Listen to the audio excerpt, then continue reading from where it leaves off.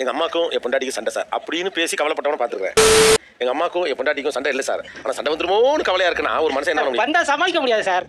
கடைசியில மருமகளுக்கும் மாமியாருக்கும் நடையில சண்டை வர்றதுக்கு பின்னாலே இந்த ஆண் தான் இருக்காரு அப்படிங்கிற மாதிரி ஒரு குற்றச்சாட்டு வர ஆரம்பிச்சு. மேக்ஸிமம் சண்டை வந்துடக்கூடாதுன்றதுக்காக ரொம்ப பயப்படுவாரு, அதனால அவரே சண்டை வச்சு விட்டுருவாரு. அவரே ஏதாவது இழுத்து விட்டுருவாங்க. ஆமா, எந்த பிரச்சனையுமே வரக்கூடாது, அலர்ட்டா இருக்கனால நிறைய பிரச்சனை வருது. இல்ல நீங்க பயம், அதாவது பிரச்சனை வந்துடக்கூடாதுங்கிற பயத்திலே நீங்க பிரச்சனையா பண்ணிட்டு இருக்கீங்களே. உங்க பையன் பண்றது தப்பு தான். எப்படி தாய் எப்படி தப்பு தெரியும்?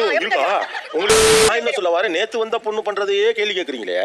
உன் பெத்து வளர்த்து இந்த அங்க உட்காந்துருக்கேன், அட கேட்டா என்ன என்ன கேக்குறா? ஏன்டா எப்போதும் தோசை சூடா வேணும்னு கேக்குறா, எப்ப பாரு டீ இப்படி வேணும்னு கேக்குறேன். வார்த்தை கேட்டா தான் என்ன? ஆமா, எனக்கு லாஜிக்கே புரியல. ஆபீஸ்க்கு போன பிள்ளையும் பாத்துக்கணும், நல்லா சம்பாதிக்கணும், குடும்பத்தை பாத்துக்கணும், நைட்டு சீக்கிரம் கூட காலை சீக்கிரம் எந்திரிக்கணும். எப்படி முடியும்?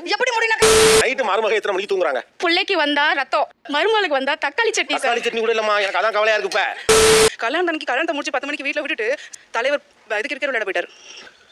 சொல்லிதான் சார் பண்ணுறேன். ஓ இதுல இது